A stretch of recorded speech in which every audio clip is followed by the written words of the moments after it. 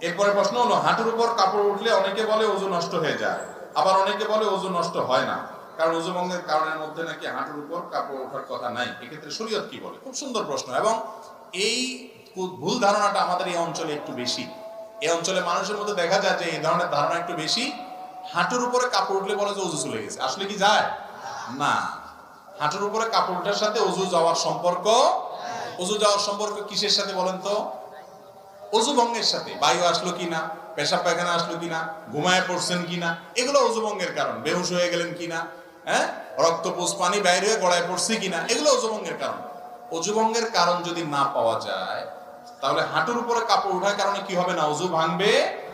তবে যদি মানুষের সামনে, আরেকজনের সামনে হাঁটুর উপরে আপনার যার সতর যে আপনার দেখার জায়েজ নাই, ওযুখানা ওযু করতে গিয়ে এইভাবে হাঁটুর উপরে কাপড় উঠেছেন অন্যের সামনে, ওযু না ভাঙলে কি হবে? ফরজ ভেঙে যাবে। ফরজ ভাঙা বুঝেন কি? সতর ঢাকা ফরজ না, সেটা ভেঙে যাবে। সেটা ভাঙলে গুনাহ হবে না?